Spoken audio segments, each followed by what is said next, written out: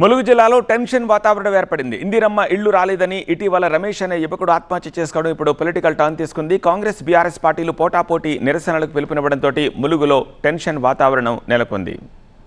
Congress BRS పోటాపోటీ నిరసనలతోటి Mulugu జిల్లాలో ఉద్రిక్త వాతావరణం నెలకొంది. బీఆర్ఎస్ నేత హోటల్ మేనేజ్మెంట్లో గ్లోబల్ కెరియర్ ప్లాన్ చేస్తున్నారా? అంతర్జాతీయ చదువు ఫారెన్ జాబ్ ఛాన్స్ కోసం ఇండియా నంబర్ 1 హోటల్ స్కూల్ IIHMలో జాయిన్ అవ్వండి. పెద్ది సుదర్శన్ రెడ్డితో పాటు పలువురు నేతలను అరెస్ట్ చేశారు పోలీసులు. ముందు జాగ్రత్త చర్యల్లో భాగంగా ములుగులో భారీగా మోహరించారు పోలీసులు.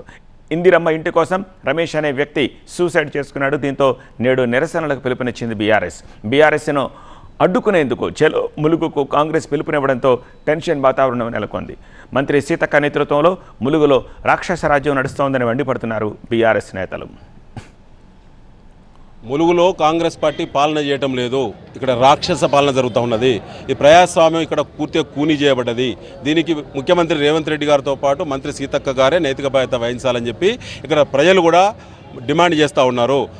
సీతక్క గారి పేరు మీద వారి యొక్క ఇన్ఫ్లుయెన్స్ తోటి జిల్లా కాంగ్రెస్ పార్టీ నాయకత్వము ఇక్కడ అనేక అరాచకాలు చేస్తూ ఉన్నారు. రోజు వేలాది లారీల యొక్క ఇసుక మాఫియా కొనసాగుతున్నది. దానికి కాంగ్రెస్ పార్టీ ప్రభుత్వం యొక్క బ్లెస్సింగ్స్ సంపూర్ణంగా ఉన్నవి. అవే కాకుండా సోషల్ మీడియాలో ప్రశ్నించిన వాళ్ళ మీద తప్పుడు కేసులు పెడతా ఉన్నారు. విలేకరులు వార్తలు రాస్తే తలలు పగలగొట్టి అత్యాచారాలకు పాల్పడుతూ ఉన్నారు. అనేక పత్రికల పనిచేసే విలేకరుల మీద, ఛానల్లో పనిచేసే విలేకరుల మీద తప్పుడు కేసులు పెట్టి రిమాండ్ పంపుతూ ఉన్నారు. ఈ రకంగా గ్రామాల్లో అరువులకు సంక్షేమ పథకాలు రావటం లేదు. సీతక్క గారు దానిపైన దృష్టి పెట్టాలి తప్ప ఇలాంటి రెచ్చగొట్టేటువంటి నిర్ణయాలు పోలీసులని చెప్పి ఇట్లా మమ్మల్ని నిర్బంధించడం, మా పైన పోలీసులను ఉసిగొల్పడం, వాళ్ళట్లా ఊరేగింపడం, అది చట్టాన్ని అవమానపరచడమే.